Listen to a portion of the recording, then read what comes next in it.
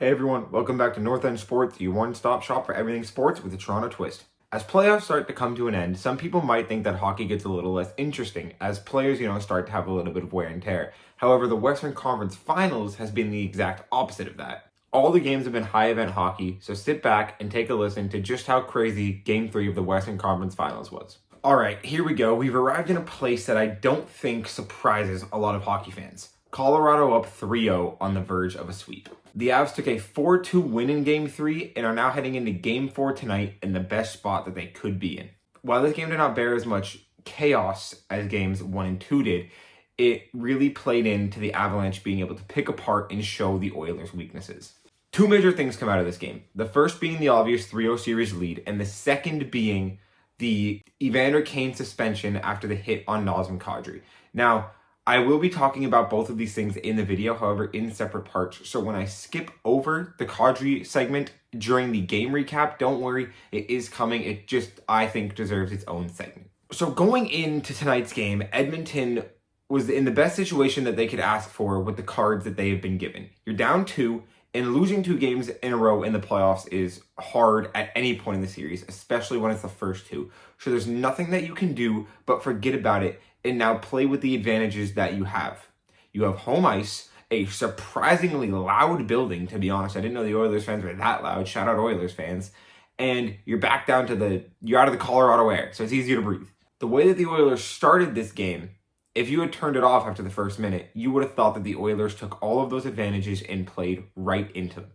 37 seconds into the game, first goal by the Oilers. It wasn't just any goal, though, and it wasn't just any player. It was Connor McDavid. This is what the Oilers needed. Your stars are here, and they are ready to play. Find a way to keep this low event, keep the score low, and your stars are going to find a way to win this game for you. McDavid is showing you that. However, a hockey game is a long game, and 10 minutes into the game, the Avalanche are leading the shots 9-2, showing that they are not showing any signs of quitting. The Avs have the pressure on, and to be honest, Mike Smith was standing on his head in that first period until an own goal. And now what's funny about this own goal was it was by Darnell Nurse, and there's two funny things about that. First, this contract. Now, Oilers fans, I'm not saying, oh, look at what you're going to have own goals in the playoffs for the next however many years. No, but I'm just saying a lot of people have been worried about Darnell Nurse's play, especially in the playoffs, and this is a contract that he starts next year. This has not even started yet. And second, the funny thing is the two things that people like to bash the Oilers for the most, more than likely, are their goaltending and their defense. So when the two of those things come together to score a goal on themselves, it's quite a funny thing. However, the Avs can't walk away from this period without criticism because while they weren't allowing a lot of chances for the Oilers, the chances that they were allowing were extremely high danger. Odd man rushes, open lanes. This is a team with McDavid and Draisaitl. If you're here to win this game, you can't allow those two to have that kind of open ice. And you have to thank Francouz for being able to stand on his head and stop as many pucks as he could. Looking into the second period, less than 5 minutes in, the Avalanche find a way to strike with a pretty sneaky goal, to be honest. And this shows, this whole game really showed that even though the Oilers have that last change, the Avalanche, like we said, are the deeper team, so they can play against these odd matchups that might not necessarily be the best case scenario for them, but they know the way to weather that storm. From this point forward, it was pretty chaotic. High danger chances, back and forth. Both goalies were standing on their heads, keeping their teams in this game, which is good because at some point you need a goalie to steal you a game. You need a goalie to absolutely shut you down, and the Oilers especially need to find a way to have a goalie steal them a game. Late in the third period, the Oilers create an almost ideal situation for themselves. A pure work ethic goal, coast to coast, clean shot, beat the goalie, work hard. Now you have momentum. The crowd is cheering. This place is loud and the energy is flowing for the Oilers. You need to find a way to bank another and build upon this. Grow this lead because you are now in the best spot to grow this lead. However, the exact opposite happens. Right out of the box, Avalanche are coming down. Bad defensive coverage from the Oilers creates a breakaway, and Mike Smith allows the most Mike Smith goal of the playoffs in this series so far. Get it back in a hurry, and Copper's going to break. Scores! This goal can't go in. This goal can't go in at any point in the season, let alone the Western Conference Finals.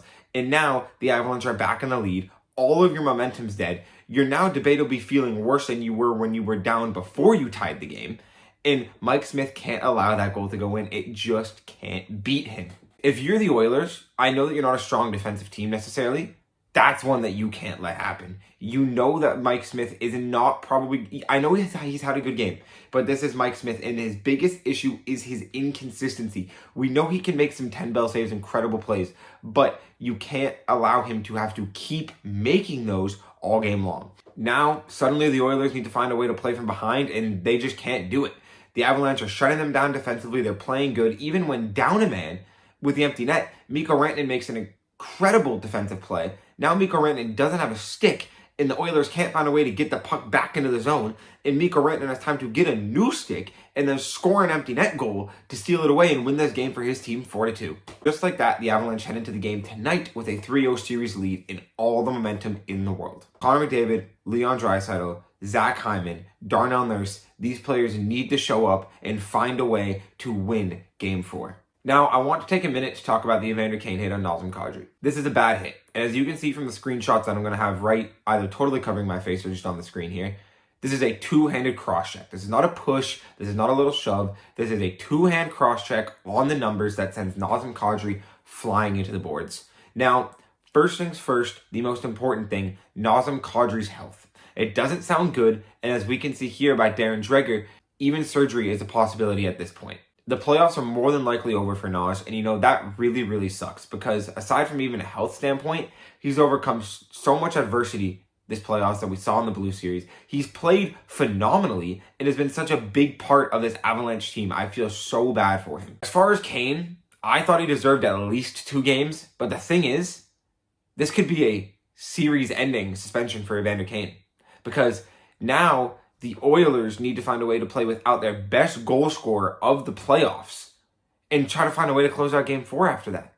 This is a terrible hit. I think Kane deserved even more suspension than what he was given, but we know that player safety is not the most consistent thing in the world, and as NHL fans, and even the players, they've said it too, we don't know the rules.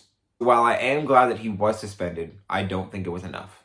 Thank you so much for watching, everyone. Make sure that you're tuning into Game 4 tonight, and the biggest question that we have for you is which loss is going to be bigger to their team? Nazem Kadri to the Avalanche, because he's been such an incredible piece, and especially on that second line, really adding a lethal weapon and a great physical presence to this Avs team, or the Oilers losing their best goal scorer of the entire playoffs, going into an elimination game. Make sure you subscribe to the channel as we've got a lot of Leafs videos coming, a lot of cool stuff, some tier lists, some history videos, and a little bit more of look into the future. And also a lot of playoff coverage, as obviously the Stanley Cup finals are right on the verge of happening and the playoffs themselves are really starting to heat up. This Tampa-New York series has been great and we want to talk about it as well. We have some new podcast episodes coming out and we're super excited for you guys to hear them. So as always, sit back, watch some sports. This has been North End Sports.